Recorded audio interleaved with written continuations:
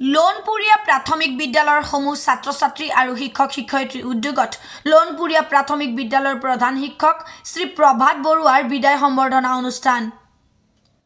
আজি 30 ডিচেম্বৰ সোমবাৰে 1903 চনত প্ৰতিষ্ঠিত শতবৰ্ষ গৰকা এখন আগশাৰীৰ প্ৰাথমিক বিদ্যালয় লোণপুৰীয়া প্ৰাথমিক বিদ্যালয়ৰ প্ৰধান শিক্ষক শ্ৰী প্ৰভাত বৰুৱাই অহাকাইলৈ আনুষ্ঠানিকভাৱে বিদ্যালয়খনৰ পৰা অৱসৰ গ্ৰহণ কৰিব।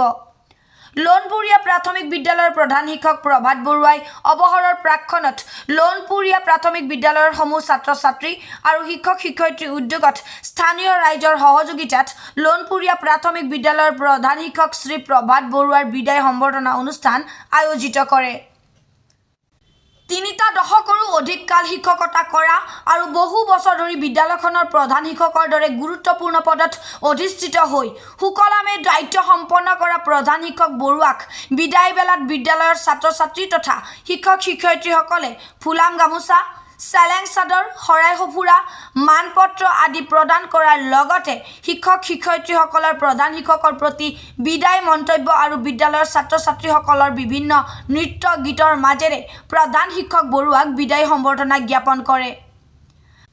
বিদায় সম্বৰ্ধনা অনুষ্ঠানত উপস্থিত থকা বিভিন্ন গণ্যমান্য ব্যক্তিৰ লগতে বিদ্যালয়খনৰ শিক্ষক-শিক্ষয়িত্ৰী আৰু ছাত্ৰ-ছাত্ৰীসকলে অশ্ৰুভৰা নয়নেৰে এক আৱেগিক পৰিৱেশত প্ৰধান শিক্ষক প্ৰভাত বৰুৱাক বিদায় সম্ভাষণ জ্ঞাপন কৰে। এই অনুষ্ঠানত কৃতি শিক্ষক সন্মানপ্ৰাপ্ত বৰগুৰি উচ্চ মাধ্যমিক বিদ্যালয়ৰ সহশিক্ষক অমৃত ৰাজখোৱা, বিদ্যালয় পৰিচালনা সমিতিৰ প্ৰাক্তন সভাপতি শ্ৰী ৰাম চৌৱে, ৰং ধেমালি মধ্য বিদ্যালয়ৰ প্ৰধান শিক্ষক প্ৰশান্ত বৰা, ডিমৰুগুৰি প্ৰাথমিক বিদ্যালয়ৰ প্ৰধান শিক্ষয়িত্ৰী মৌৰাক্ষী গগৈ, CRCC অভিজিত বৰুৱাৰ লগতে বহুগৰাকী গণ্যমান্য ব্যক্তি উপস্থিত থাকে। এই অনুষ্ঠানত প্ৰধান শিক্ষক প্ৰভাত বৰুৱাক তেওঁৰ পৰিয়ালবৰ্গই উপস্থিত থাকি তেওঁক সংগ দিয়াৰ পৰিলক্ষিত হয়।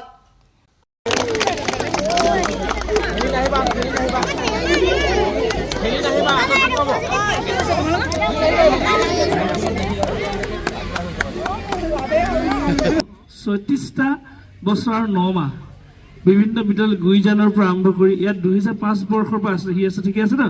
2005 বৰ্ষৰ পৰা আজি 2024 আমাৰ 30 ডিচেম্বৰ প্ৰায় 20 বছৰ ধৰি তেখেতে যি শিক্ষকতাৰ আগবঢ়ালে, তেখেতৰ যি অৱদান বিশেষকৈ এই অঞ্চলটোৰ কাৰণে এই লোণপুৰীয়া প্ৰাথমিক বিদ্যালয়ৰ যি শৈক্ষিক বাতাবৰণ তেখেতে কিমান এটা অৱদান আগবঢ়াই থৈ গ'ল, সেইখিনি কোনো কালে কস্মিন কালে আমি পাহৰিব নালাগে। আচলতে এনেকুৱা এটা দিন আছিলে, মোৰ মনত আছে, এজন শিক্ষক যেতিয়া বিদায় আগবাঢ়ে, বিদায় প্ৰসন্ন হয় নে নহয়, যে কি হয় মানুহে আদৰি আনে আৰু গোটেই ঢোলে দুগৰে অঞ্চলটোত তাৰমানে কি হয় প্ৰভাৱিত হোৱা মই নিজ চকুৱে দেখিছোঁ। বহুকেইজন শিক্ষকক মই দেখিছোঁ। তেতিয়া আছিলে কি আছিলে, শিক্ষকজন কি আছিলে, টিচাৰ ইজ আৱাৰ প্ৰপাৰ্টি, যেনেকৈ স্কুল ইজ আৱাৰ প্ৰপাৰ্টি, সেই ব্যৱস্থাটো আছিলে। আজিকালি লাহে লাহে সেই ব্যৱস্থাটো যেন লাহে লাহে শেষ হৈ গৈছে আৰু শিক্ষকসকলো এনেকুৱা এটা অৱস্থাত পৰি গৈছে যাতে একদম মেচিন নিচিনা আমি হৈ যাবলগীয়া আছে। গতিকে শিক্ষকতাৰ যিটো মহানতা সেইখিনিত ক'ৰবাত অকণমান বিঘিনিঘটা যেন লাগে। তথাপিতো প্ৰভাত দাহঁতৰ অকল যে ছাত্ৰ ছাত্ৰীৰ মাজত পাঠ্যপুথিৰ জ্ঞানেই তেখেতসকলে বিলাইছিলে তেনেকুৱা নহয়, তেখেতৰ বহুত গুণ আমি দেখিছিলোঁ মই প্ৰভাত দাহঁতৰ, যে সমাজখনৰ কাৰণে কেনেকৈ এটা অৱদান আগবঢ়াব পাৰি, শৈক্ষিক দিশৰ লগতে সামাজিক বাতাবৰণটো কেনেকৈ সৃষ্টি কৰিব পাৰি, এটা সুস্থ পৰিৱেশ কেনেকৈ দিব পাৰি, শৈক্ষিকময় এটা পৰিৱেশ কেনেকৈ অঞ্চলটোলৈ বিয়পাই দিব পাৰি। আৰু নিজেই শিক্ষকজন, মই সদায় এটা বিশ্বাস কৰোঁ যে শিক্ষকজন সমাজৰো শিক্ষক হ'ব পাৰে। বহু শিক্ষক আছে আজিকালি, আমি সমাজৰ শিক্ষক মানে মই এইটো কথা ক'বলৈ বিচাৰিছোঁ, সমাজলৈ তাৰ অৱদান কিছু বেলেগ ধৰণকৈ থাকিব লাগে। সমাজক কিছু সময় দিয়াৰ এটা ব্যৱস্থা শিক্ষকজনে নিজে গঢ়ি ল'ব লাগিব তাৰ যে ৰুটিনখনৰ মাজতে।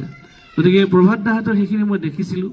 মানুহবোৰ প্ৰমূল্যবোধৰ ওপৰত তেখেতসকলে গুৰুত্ব দিছিলে, ভাল মানুহজনক তেখেতসকলে ভাল বুলি লৈ গৈছিলে। এই বিদ্যালয়ৰ পৰিচালনা সমিতি সকলোৱে নিশ্চয় তেখেতসকলক ভাল পাইছিলে, মই জানো ভালকৈ। আৰু মই ভাবোঁ সমাজৰ আৰু এটা দিশ, শিক্ষকজনেই আমি যিটো বৃত্তিত থাকোঁ সেইজনেই আচলতে কি হয় সমাজখন সুন্দৰ কৰাত এটা অনবদ্য অৱদান আগবঢ়াই যাব পাৰে। যে আমি যিমানেই আমাৰ ধনী নহওঁ লাগে, আমি যিমানেই টকা পইচা নহওঁ লাগে, আমি যিমানেই ডাঙৰ পদত নাথাকোঁ লাগে, কিন্তু আটাইতকৈ উচ্চ পদত থকা সমাজৰ শীৰ্ষস্থানত থকা ব্যক্তিজনে সদায় শিক্ষকজন হ'ব পাৰে। অতি বিষাদৰ দিন বুলি ক'ব লাগিব। মই সুদীৰ্ঘ ৩৬ বছৰ ৯ মাহ দিন শিক্ষকতাৰ জীৱন আৰম্ভ কৰিছিলোঁ। 1988 চনৰ 1 মাৰ্চ তাৰিখে গুইজান প্ৰাথমিক বিদ্যালয়ত সহকাৰী শিক্ষক হিচাপে বিদ্যালয়ত চাকৰি জীৱন অতিবাহিত কৰাৰ পাছত 1992 চনৰ ৰুণপ্ৰিয়া বালিকা প্ৰাথমিক বিদ্যালয়ত সহকাৰী শিক্ষক হিচাপে যোগদান কৰি 1998 চনৰ 1 মাৰ্চ তাৰিখে এই বিদ্যালয়লৈ সহকাৰী শিক্ষক হিচাপে 2005 চনৰ 28 ফেব্ৰুৱাৰী তাৰিখে কামত যোগদান কৰোঁ। এই বিদ্যালয়ত আহি পেলাই আমাৰ যিসমূহ শিক্ষক শিক্ষয়িত্ৰীক লগ পাইছিলোঁ বা যিসমূহ ছাত্ৰ ছাত্ৰীক লগ পাইছিলোঁ খুব ভাল আছিল পৰিৱেশটো। তাৰ পাছতে মই 2006 চনৰ পৰা 2014 চনলৈকে ডিমগুৰি মণ্ডল সমল কেন্দ্ৰ সমন্বয় অফিচৰ দায়িত্ব গ্ৰহণ কৰি 2014 চনৰ পৰা মই এই বিদ্যালয়ৰ প্ৰধান শিক্ষকৰ দায়িত্ব কাৰ্যভাৰ গ্ৰহণ কৰোঁ। মই অৰিহণা আগবঢ়াব পাৰিলোঁ, সেইখিনি লৈ মই নিজেই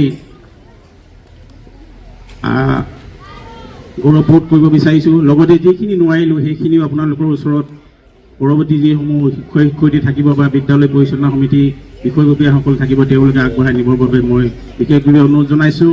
বিশেষভাৱে আজি দুখ লাগিছে যে এই বিদ্যালয়ত মই সুদীৰ্ঘ 19 বছৰ কাল অতিবাহিত কৰি বহুতো ছাত্ৰ ছাত্ৰী তথা শিক্ষক শিক্ষয়িত্ৰীক লগতে বিভিন্ন অভিভাৱকসকলক লগ পাই খুব ভাল লাগিছিল। বিশেষভাৱে যিসমূহ ছাত্ৰ ছাত্ৰীয়ে বিদ্যালয়ৰ তেওঁলোকৰ শিক্ষা জীৱন শেষ কৰি অন্যান্য দিশত আগবাঢ়ি গৈছে বা আগবাঢ়ি গ'ল বা শিক্ষাৰ ক্ষেত্ৰত তেওঁলোকলৈ মই যিখিনি অৰিহণা আগবঢ়াব পাৰিছিলোঁ সেইখিনিক লৈ মই আনন্দ উপভোগ কৰিছোঁ। 14 পুহ আজিৰ দিনটোতে মই কাইলৈ অৰ্থাৎ 31 ডিচেম্বৰ 15 পুহ তাৰিখে মই মোৰ জীৱনৰ চাকৰি জীৱনৰ অৱসৰ গ্ৰহণ কৰিম। 2024 বৰ্ষৰ অন্তিম দিন কাইলৈ, আৰু সেই দিনটোতেই ময়ো মোৰ জীৱনৰ চাকৰি কালৰ অন্তিম দিনত উপনীত হৈছোঁ। গতিকে এই চেগতে 2025 বৰ্ষ আৰম্ভ হ'ব।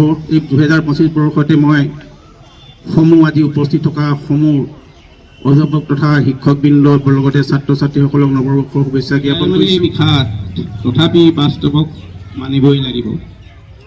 এসময়ত এটা চাকৰিৰ বাবে চাকৰি বৰ প্ৰয়োজন আছিল। এদিন চাকৰিটো হ'ল, সতীৰ্থও বহুত হ'ল। আজি সেই চাকৰি জীৱনৰ সামৰণি দিন। মনটোৱে বৰকৈ আমনি কৰিছে। স্মৃতিবোৰে আউল লগাইছে। চকুৰ পানীবোৰ বৈ আহিছে ক'ব নোৱাৰাকৈ।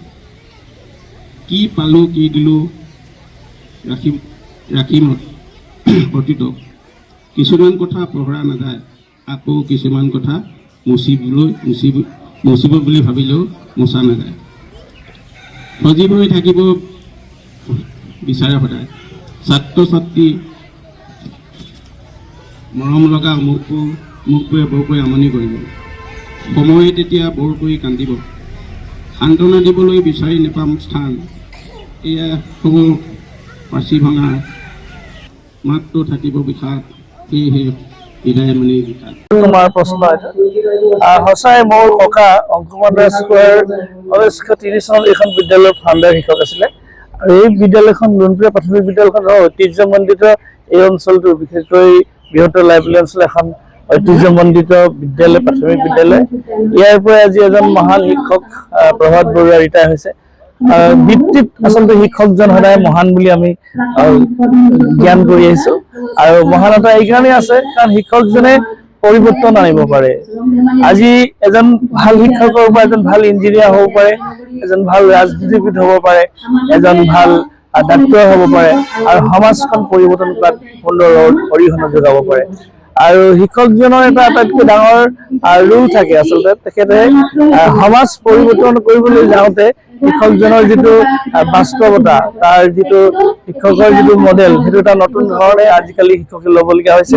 আমি পৰিৱৰ্তনৰ লগে লগে শিক্ষকসকলৰ এটা ভাল বাতাবৰণ আমি সৃষ্টি কৰি ল'ব লাগিব, পৰিৱেশ সৃষ্টি কৰিব লাগিব, আৰু শিক্ষকজনেই যিহেতু সমাজখন পৰিশোধিত কৰি সুন্দৰকৈ প্ৰভাত বৰুৱাৰ জীৱন পৰিচৰ্যাত আমি দেখিছোঁ তেখেতৰ সুদীৰ্ঘ জীৱনৰ ৩৬টা বছৰ শিক্ষকতাৰ দিনত তেখেতে সমাজলৈ বহুখিনি অৱদান আগবঢ়াই গ'ল, আৰু সেইকাৰণে তেখেত সমাজৰ শিক্ষক হিচাপে আজিও অভিহিত হৈ থাকিব পাৰিব বুলি আমি আশা কৰোঁ। ধন্যবাদ।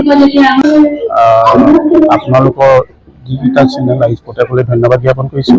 লগতে মোৰ চাকৰি জীৱনত ৩৬ বছৰ নমাদিন শিক্ষকতা কৰি বহুতো ছাত্ৰ ছাত্ৰীসকলক যিখিনি মোৰ সামৰ্থ্য অনুযায়ী যিখিনি শিক্ষাদান কৰিলোঁ, সেই শিক্ষাদানখিনিয়ে যেন বহুদূৰ ভৱিষ্যতে ছাত্ৰ ছাত্ৰীসকলে উন্নতিৰ ক্ষেত্ৰত আগবাঢ়ি লৈ যায়, তাখিনিয়ে কামনা কৰিছোঁ।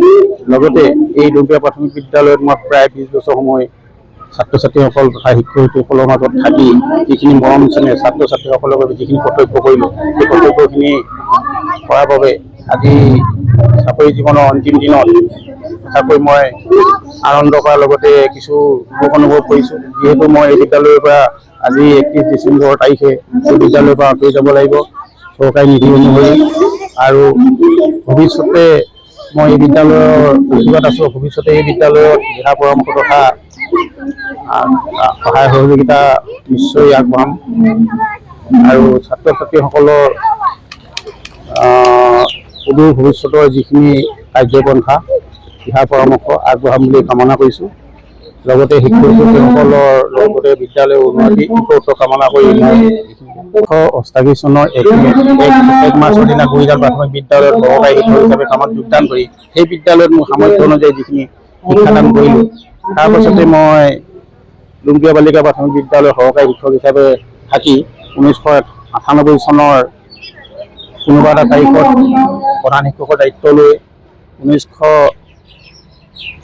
2005 চনৰ এই বিদ্যালয়লৈ মই সহকাৰী শিক্ষক হিচাপে আহোঁ। তাৰ পাছতে মই 2006 চনৰ পৰা ডিমগুৰি মণ্ডল সমল কেন্দ্ৰৰ সমন্বয়কৰ দায়িত্ব গ্ৰহণ কৰি এই মণ্ডলটোৰ উন্নতিৰ কাৰণে যথেষ্ট চেষ্টা কৰিছিলোঁ। তাৰপাছতে এই বিদ্যালয়ৰ প্ৰধান শিক্ষয়িত্ৰী বাসন্তী বাইদেউ অৱসৰ গ্ৰহণ কৰা 2014 বৰ্ষত এই বিদ্যালয়ৰ প্ৰধান শিক্ষকৰ দায়িত্ব গ্ৰহণ কৰি মোৰ সামৰ্থ্য অনুযায়ী যথেষ্ট এই বিদ্যালয়ৰ উন্নতিৰ হকে কাম কৰি গ'লোঁ। বিশেষভাৱে আমাৰ বিদ্যালয় পৰিচালনা সমিতি লগতে শিক্ষক শিক্ষয়িত্ৰীৰ সহযোগত মই আগবঢ়াবলৈ চেষ্টা কৰিলোঁ।